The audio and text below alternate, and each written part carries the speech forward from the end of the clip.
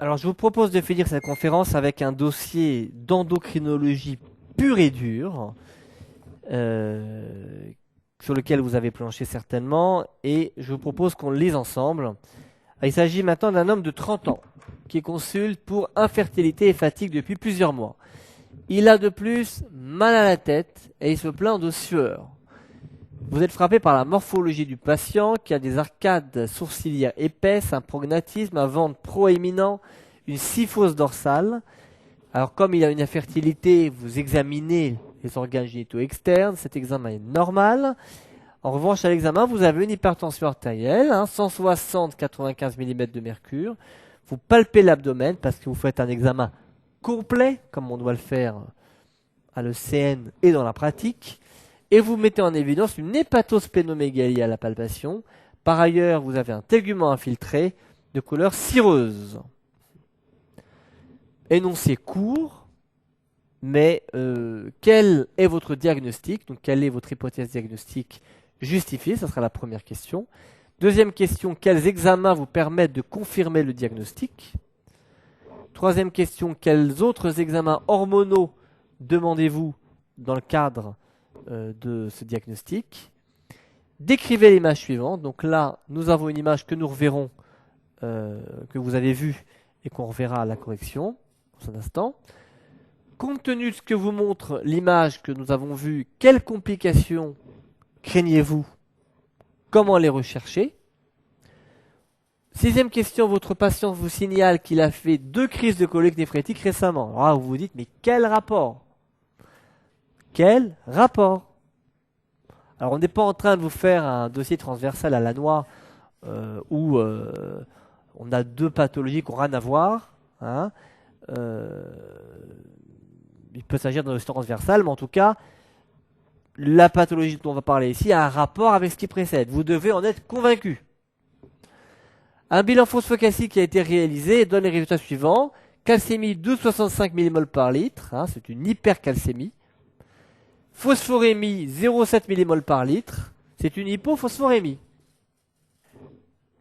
Petit a, quelles sont les principales causes d'hypercalcémie? C'est du court, facile.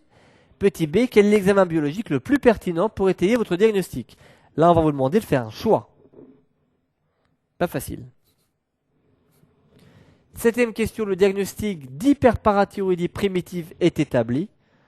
Donc là, on vous a donné le diagnostic. Déjà, si vous ne saviez rien sur les causes d'hypercalcémie, eh bien, si vous aviez mis hyperparathyroïdie primitive, eh bien, vous aurez au moins trouvé une des causes. Quels sont les résultats des examens biologiques qui vous ont permis d'établir ce diagnostic? Quels examens complémentaires singuliers au pluriel doivent être réalisés pour évaluer le retentissement de cette pathologie? Neuvièmement, vous décidez de faire opérer le patient pour le traitement de cette hypercalcémie. Pourquoi? Quels examens peuvent-ils être utiles en préopératoire pour guider le chirurgien? Dixième question, ces examens reviennent négatifs. Remettez-vous en question votre décision de faire opérer le patient.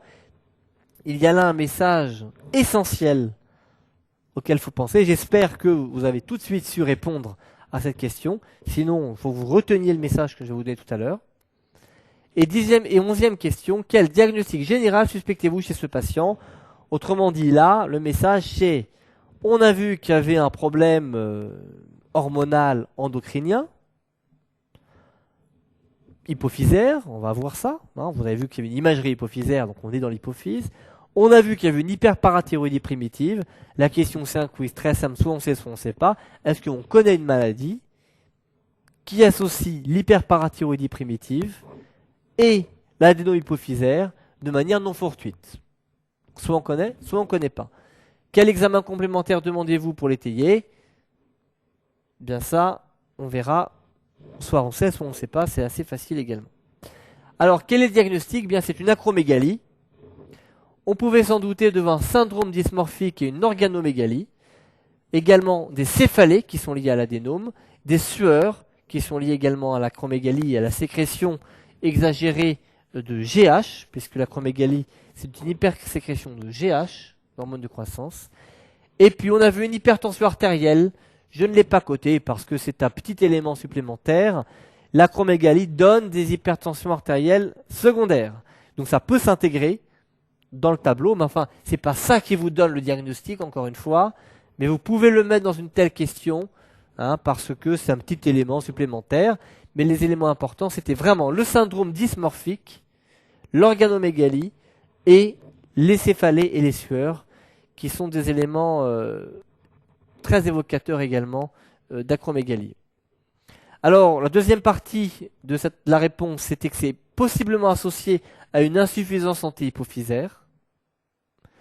Insuffisance gonadotrope, point d'interrogation devant l'infertilité, qui peut être liée donc à une insuffisance gonadotrope et qui peut aussi être liée à d'autres causes.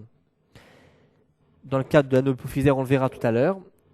Y a-t-il une insuffisance thyréotrope? Eh bien, on vous oriente un petit peu vers ce diagnostic devant le tégument infiltré et la couleur cireuse. Y a-t-il une insuffisance corticotrope?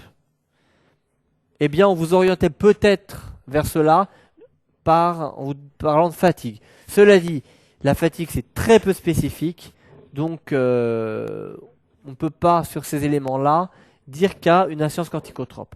Donc je pense que la seule chose qui aurait pu être cotée ici, outre l'acromégalie et ce qui permettait de faire le diagnostic, c'était de mettre possible insuffisance santé hypophysaire et de citer éventuellement donc ce qu'on a dit, l'infertilité, tégument infiltré, couleur cireuse et fatigue.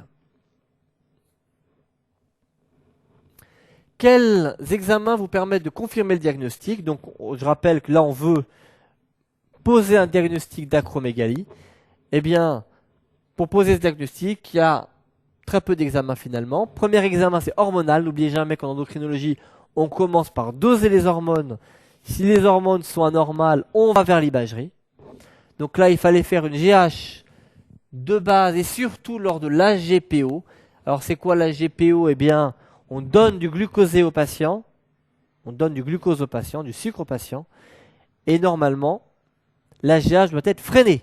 Je vous rappelle que la GH est une hormone de contre-régulation, c'est-à-dire que la GH a un effet hyperglycémiant et qu'inversement, si on est en hyperglycémie, eh bien, elle doit diminuer. Voilà le principe de la GPO. La GH doit être freinée. Quand elle n'est pas freinée, vous pouvez poser le diagnostic d'acromégalie. C'est le test diagnostique, c'est vraiment la GPO sur la GH. Ensuite, on pouvait demander une IGF-1, j'aurais pu le mettre en deuxième, c'est encore un examen hormonal. L'IGF-1, c'est ce qui est fabriqué suite à l'action de la GH. Donc c'est indirectement témoin d'une sécrétion de GH. Donc une IGF-1 élevée est un bon test de dépistage, mais c'est pas sur ça que vous faites le diagnostic, c'est l'AGPO qui permet de faire le diagnostic. Et l'IRM hypophysaire vous confirme l'existence de l'adénome hypophysaire. Donc l'AGPO sur GH vous donne le diagnostic d'acromégalie en montrant qu'il n'y a pas de freinage, donc c'est mal freiné. L'IGF-1 vous donne un peu l'importance de cette acromégalie en quelque sorte. Plus l'IGF-1 est élevé, plus c'est grave en général. Et l'IRM hypophysaire vous donne également la confirmation qu'il s'agit bien d'un adénome hypophysaire, qui est là, très très très loin la principale cause d'acromégalie. On oubliera les autres causes pour le CN. C'est un adénome hypophysaire, donc l'IRM va vous le confirmer et va vous montrer un peu l'importance de cet adénome. Est-ce qu'il menace les structures avoisinantes? C'est ce qu'on va voir dans quelques instants sur l'image. Quels autres examens demandez-vous sur le plan hormonal? Et là, je voudrais vous rappeler qu'en endocrinologie, c'est facile. Il y a des hypersécrétions et il y a des défauts de sécrétion. Donc là, on a commencé par l'hypersécrétion, puisque là, il s'agissait d'un adénome à GH. Maintenant, il faut penser aux axes hypophysaires sur lesquels l'adénome peut retentir et entraîner un déficit de sécrétion d'hormones. Et là, il faut être systématique. C'est facile si on est systématique. On étudie les autres axes hormonaux, gonadotropes, corticotropes, thyréotropes et lactotropes. Il y a un cinquième axe, c'est somatotrope. la GH, mais on ne va pas chercher un déficit en GH alors qu'on a montré qu'il y a une hypersécrétion de GH. Alors vous devez connaître les principaux tests qui permettent d'évaluer les fonctions hormonales hypophysaires.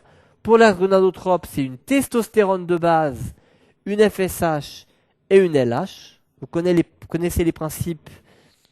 On a une diminution de la sécrétion de FSH-LH par l'hypophyse. Par conséquent, on a une diminution de la testostérone. Donc, le tableau, c'est FSH-LH, testostérone bas. Ou bien une testostérone basse avec une FSH et une LH inadaptée, c'est-à-dire normale. Ça vous témoignerait d'une insuffisance gonadotrope. Quand on a un doute, on peut faire un test au LHRH, donc un test dynamique. Là, c'est un test testostérone FSH de LH, ce sont des tests de base. Test dynamique du test au LHRH, ça consiste à stimuler les organes génitaux, à stimuler l'hypophyse par de la LHRH. Si l'hypophyse fonctionne normalement sur la gonadotrope, on fabriquera de la LH-FSH, il y aura une réponse. En cas d'insuffisance gonadotrope, les LH-FSH ne vont pas répondre à la LHRH, ou mal répondre. Deuxième axe, c'est étudier l'axe corticotrope. Donc là également, on a un test de base qui est le cortisol. Maintenant, ce cortisol, s'il est effondré, on peut affirmer le diagnostic. S'il est élevé, et vous devez retenir à valeur de 20 microgrammes par litre, dans ce cas-là, le diagnostic d'insuffisance corticotrope est éliminé. Entre les deux, si votre cortisol est autour de 5, 10 ou même 15, on ne peut pas conclure. Et dans ce cas-là, il faut faire un test au synactène, qui est le test dynamique, qui consiste à stimuler le surrénal avec de l'ACTH. Si vous avez une réponse positive, vous éliminez l'insuffisance corticotrope. Si la réponse est négative, donc vos surrénales ne répondent pas, eh bien c'est qu'il y a une insuffisance corticotrope. Il y a d'autres tests dynamiques que je n'ai pas cités ici, parce qu'on ne les fait pas en pratique, qui sont l'hypoglycémie insulinique. On injecte de l'insuline, et normalement, le cortisol, qui est une hormone de contre-régulation, doit augmenter s'il n'y a pas d'insuffisance corticotrope. Il y a également le test au CRH, qui est une hormone normalement hypothalamique. Il faut stimuler l'hypophyse avec le CRH. Si vous avez une augmentation de la CTH et du cortisol convenablement, eh bien, c'est que vous avez une fonction corticotrope préservée. Si, en revanche, la CTH n'augmente pas bien avec le CRH et le cortisol non plus, c'est que vous avez un déficit corticotrope. Le dernier test que vous verrez dans vos polycopiés est le test à la métopyrone, qui est également un test dans lequel on doit voir une augmentation du cortisol et de la CTH quand on administre de la métopyrone. Si la réponse est insuffisante, eh bien, c'est qu'on a une insuffisance corticotrope. Ces tests ne se font pas tellement en pratique, mais vous devez pouvoir les citer. Pour l'axe thyréotrope, eh bien, rien de plus simple, vous dosez la T4, qui, si elle est abaissée, vous témoigne d'une insuffisance thyréotrope. La TSH peut être dosée, mais on peut avoir une insuffisance thyréotrope à TSH normale. Donc, ce qui vous permet de faire le diagnostic d'insuffisance thyréotrope, c'est une T4 diminuée avec une TSH qui est basse ou normale. Et puis, l'insuffisance lactotrope, donc dans ce cas-là, c'est la prolactine que vous dosez, qui, si elle est diminuée, vous permet de dire qu'il y a un défaut de sécrétion de prolactine. Elle peut également être augmentée, soit dans le cadre d'un adénome à prolactine. Ici, on a un adénome somatotrope, un adénome à GH, pas un adénome à prolactine. Elle peut être également augmentée en cas de déconnexion, c'est-à-dire si l'adénome hypophysaire comprime la tige pituitaire. Dans ce cas-là, on peut avoir une hyperprolactinémie qu'on appelle une hyperprolactinémie de déconnexion. Donc pensez simplement à demander des examens pour rechercher les insuffisances sur ces 4 axes, et essentiellement ceux que j'ai mis ici, que j'ai cotés: testo, FSH, LH pour gonadotrope, cortisol de base et synactène pour corticotrope, T4 libre pour l'insuffisance thyréotrope. Décrivez l'image suivante. Alors là, si vous n'avez jamais vu diarrhée hypophysaire, vous êtes un peu perdu. C'est pour ça que je vous propose un schéma, quelque chose d'extrêmement simple, Pour bien comprendre ce qu'on peut voir sur une imagerie hypophysaire, je vous propose un schéma qui représente une coupe coronale, l'équivalent d'une coupe coronale d'hypophyse. Vous voyez ici l'hypophyse au milieu, qui est facile à repérer puisqu'elle se trouve entre les deux sinus caverneux. Pour repérer les deux sinus caverneux, eh bien, on repère le noir qui est au milieu, qui représente la carotide. Les rapports de l'hypophyse en haut, eh bien, c'est le chiasma optique. En bas, les sinus phénoïdaux. Et vous voyez ici, au-dessus de l'hypophyse, la tige pituitaire. Il faut savoir que à l'intérieur des sinus caverneux, il y a certaines structures qui passent. Il y a les nerfs crâniens, le 3, le 4, le 5-1, le 5-2 et le 6, des deux côtés. Donc voyons maintenant les choses sur la vraie coupe d'IRM, on pense dans le grand bain. On recherche donc les carotides, qui sont faciles à avoir, c'est le noir ici et ici, qui donc se trouve à l'intérieur du sinus caverneux, et entre les deux carotides, on va retrouver l'hypophyse.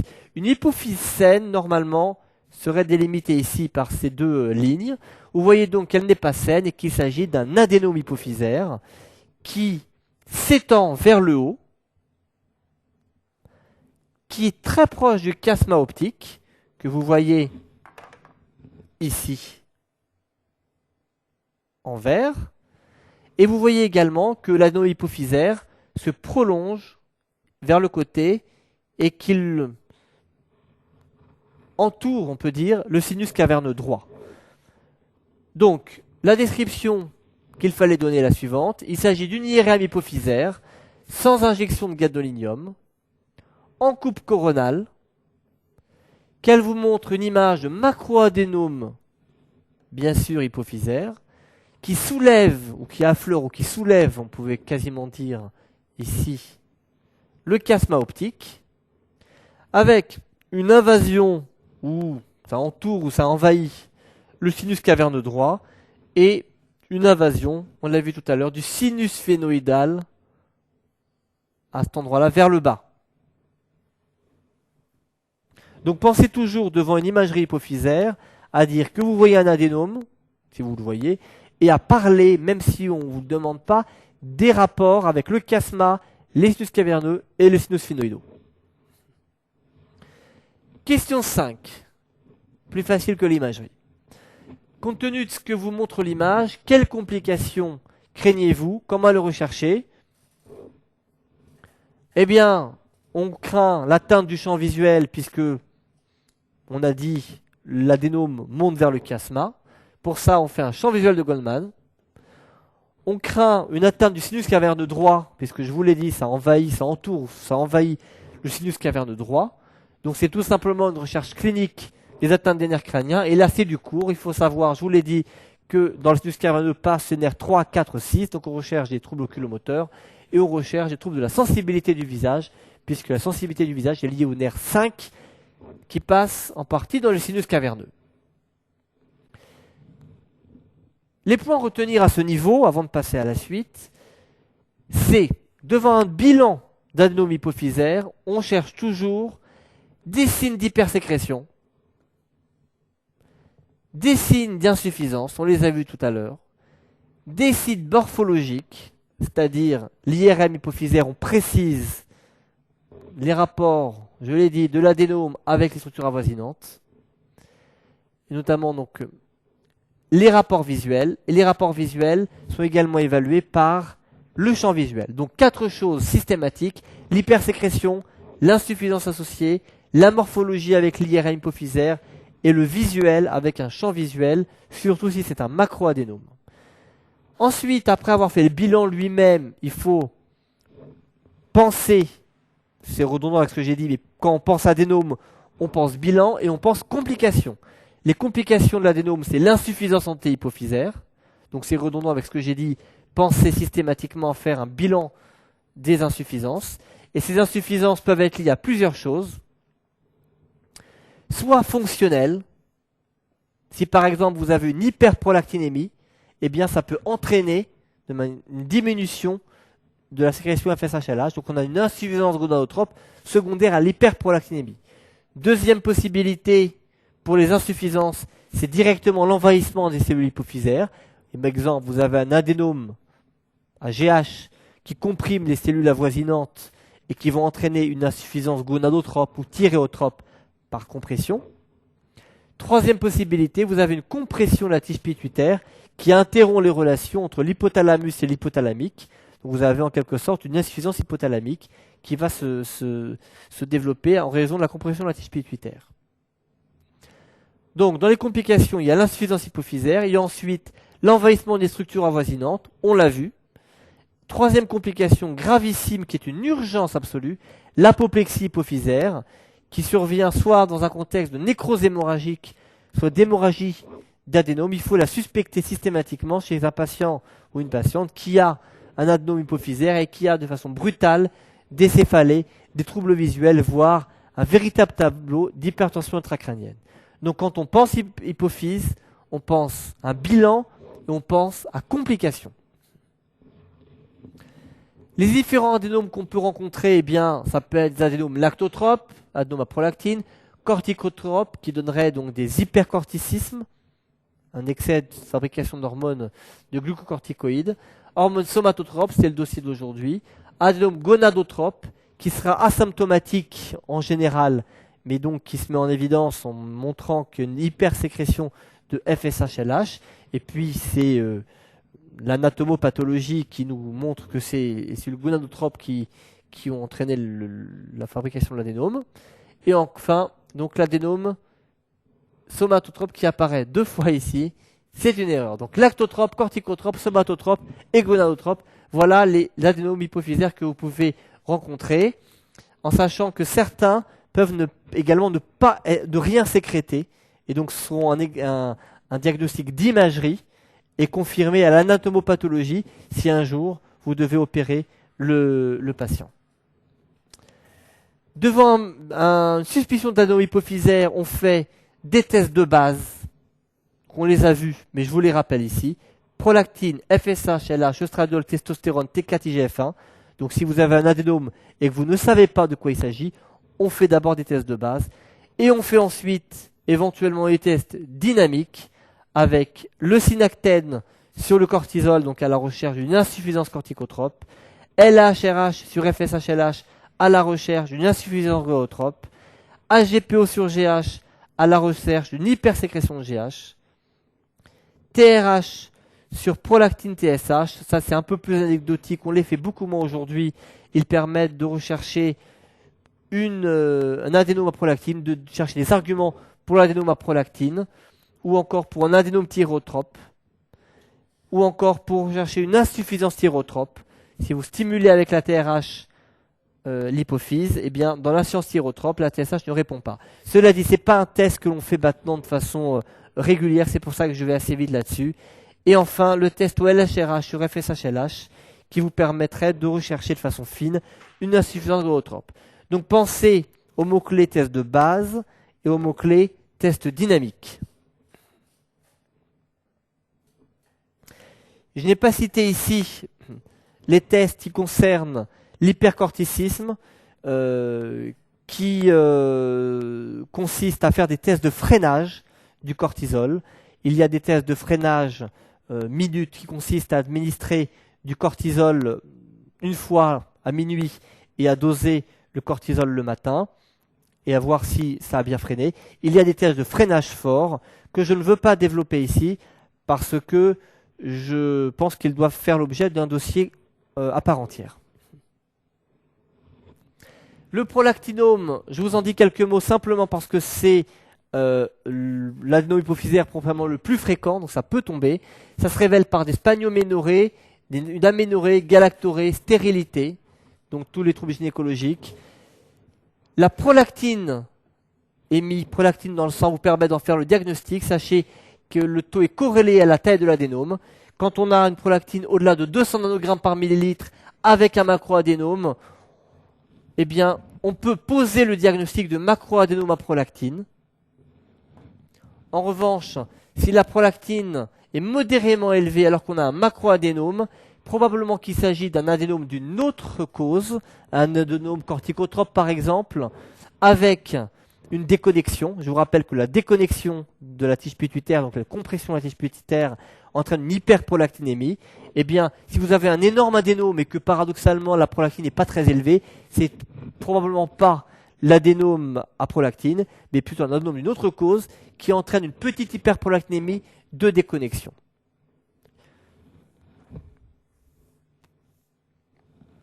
Rappelez-vous que l'adénome à prolactine peut s'associer à une hypersécrétion de GH.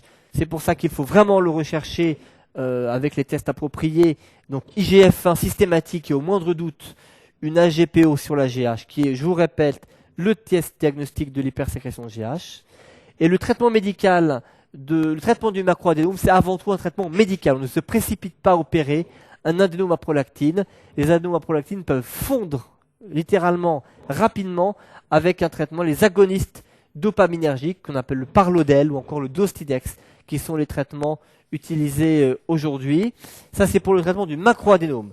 Et le traitement du microadénome peut être soit chirurgical, soit médical, ça dépend des équipes. Quand c'est médical, c'est encore une fois les agonistes dopaminergiques.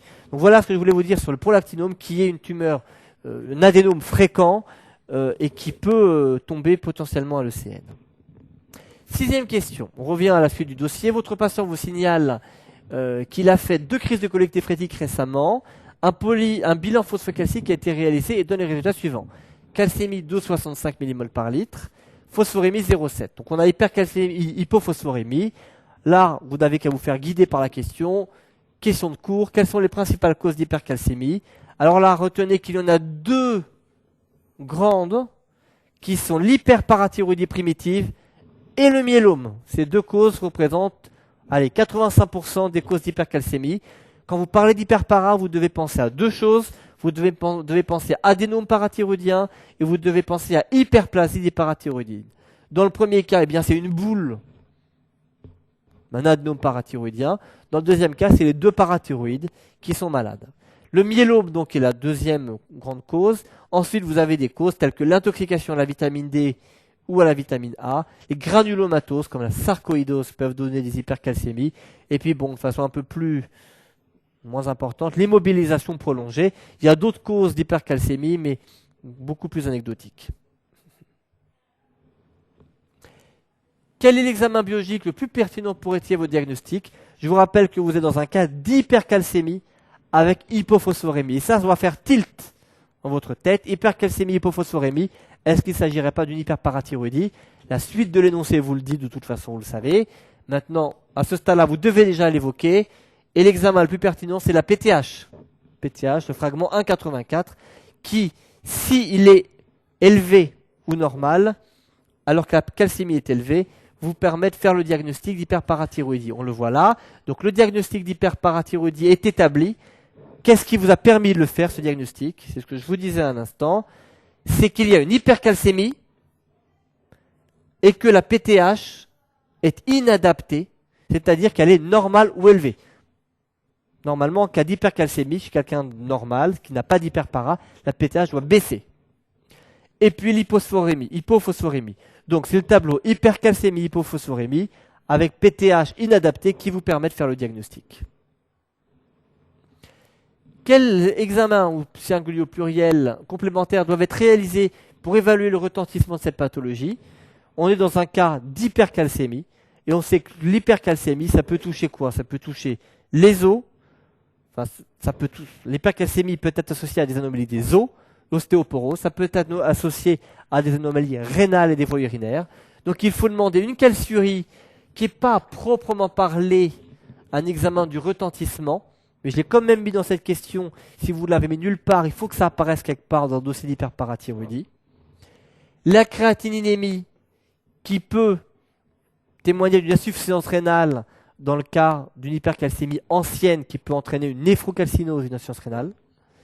L'échographie rénale et des voies urinaires qui recherchent des lithiases urinaires, qui sont des conséquences de l'hypercalcémie. Et l'ostéodensitométrie qui recherche une ostéoporose qui peut être associée à l'hypercalcémie, l'hyperparathyroïdie. Et puis l'électrocardiogramme de repos, puisque vous savez que l'hypercalcémie peut donner des troubles cardiaques. Donc dans le retentissement, vous pensez aux reins, aux os et au cœur. On aurait pu également mettre divers types de radiographie osseuse. Je vous propose de le mettre sur une copie de CN parce que ça sera peut-être coté.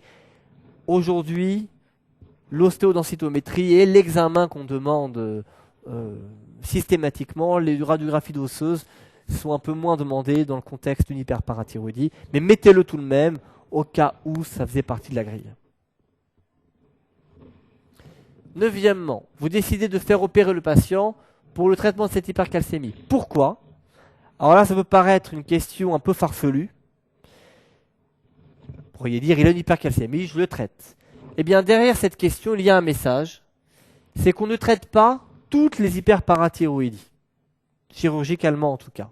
Il y a des recommandations et une des circonstances dans lesquelles on doit traiter l'hypercalcémie, c'est quand elle est symptomatique. Je vous rappelle que ce patient fait des coliques néphrétiques et que ça prouve que ce patient a fait des symptômes en rapport avec cette hypercalcémie. Quels examens peuvent être utiles en préopératoire pour guider le chirurgien? Alors là, j'insiste sur la notion être utile. Vous allez comprendre pourquoi. Eh bien, il fallait répondre échographie cervicale et scintigraphie au MIBI. Ces deux examens vous permettent de rechercher un adénome parathyroïdien qui serait visible en échographie, donc et en scintigraphie au MIBI. Mais ces examens ne sont pas indispensables aux chirurgiens.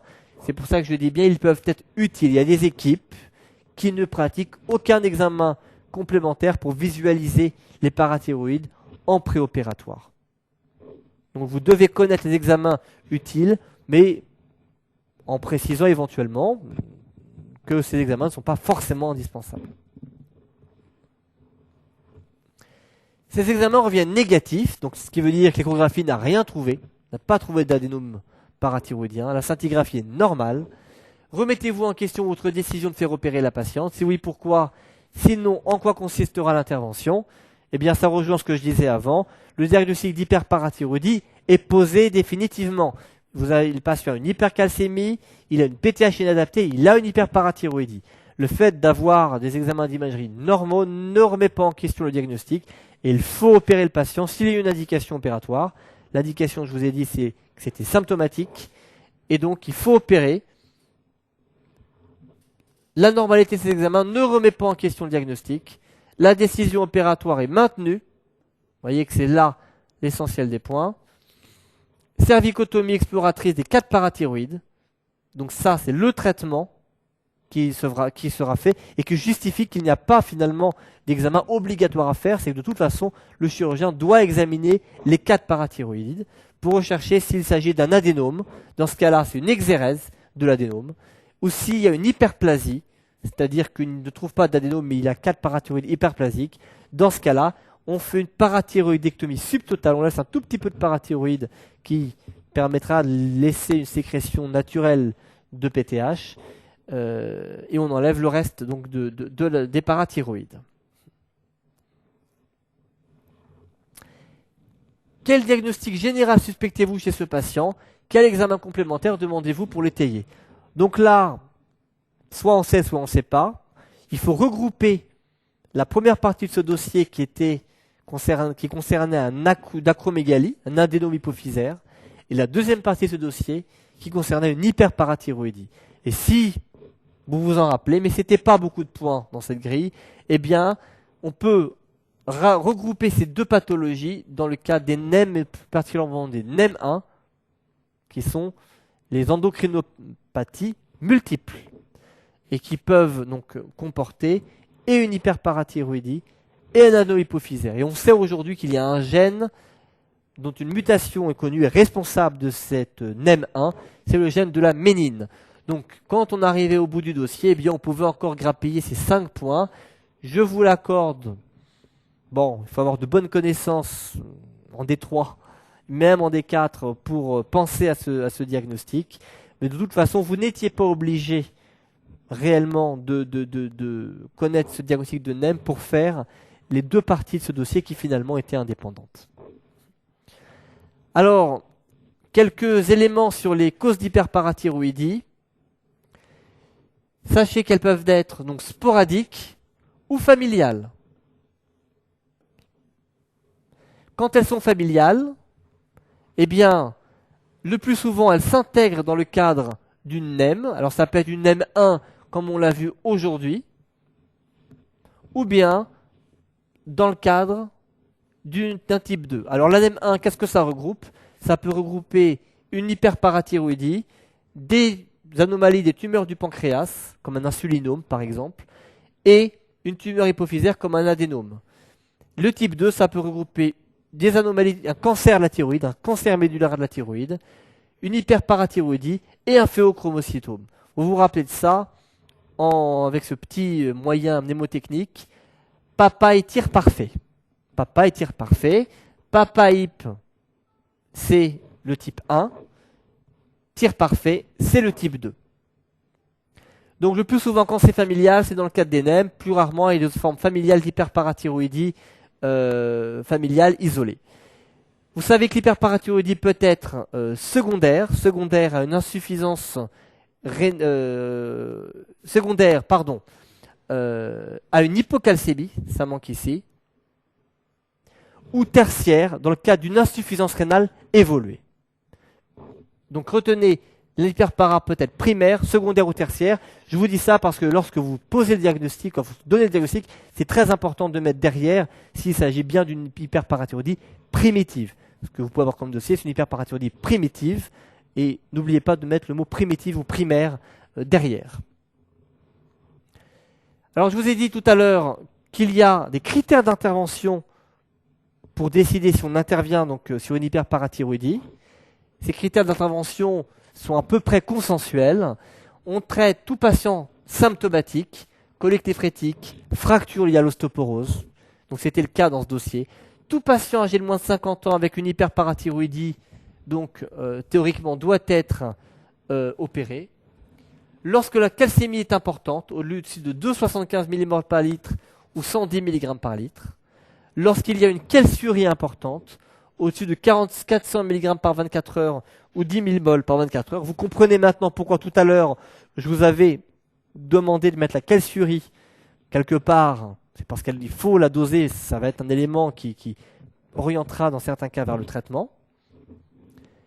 S'il y a une altération de la fonction rénale, on traite systématiquement l'hyperparathyroïdie, ce qui veut dire une diminution de la cléarance de la créatinine en dessous de 60 ml minute.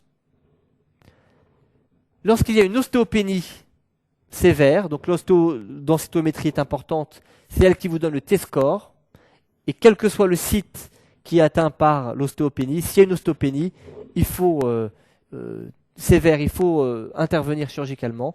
S'il y a une lithiase rénale ou néphrocalcinose, des épisodes antérieurs d'hypercalcémie aiguë, ce qui veut dire que le patient risque d'en refaire, donc il faut l'opérer, ou encore s'il y a un suivi aléatoire, si vous avez un patient dont vous pensez qu'il ne reviendra pas en consultation régulièrement, qu'il ne fera pas des calcémies de contrôle, dans ce cas, il faut l'opérer. Donc devant une hyperparathyroïdie primaire, autrement dit hypercalcémie, hypophosphorémie, PTH inadapté, eh bien, on opère le patient lorsque un des critères décrits ici est présent. Voilà pour ce dossier d'hyperparathyroïdie. On en a terminé avec les 5 dossiers de cette conférence d'endocrinologie. Retenez qu'on a vu aujourd'hui un dossier qui devrait vous avoir donné les messages importants sur les problèmes de dyslipidémie, sur les problèmes d'adénome hypophysaire, puisque vous avez une question d'internat sur les adénomes hypophysaires. Donc on a fait aujourd'hui, c'est pour ça qu'on a traité d'acromégalie, sans entrer trop dans les détails de traitement de l'acromégalie. On a eu un dossier d'hypothyroïdie assez classique associé à une insuffisance surrénale. Donc les deux causes étaient rattachées par le contexte d'auto-immunité. Un dossier d'hyperthyroïdie, de thyroïdite subaiguë de De Kervin, et un dossier de diabétologie d'acidocétose métabolique assez typique. Donc, une première vue assez générale, mais de l'endocrinologie, qui vous permet maintenant de connaître pas mal de questions de cette spécialité. Je vous remercie de votre attention.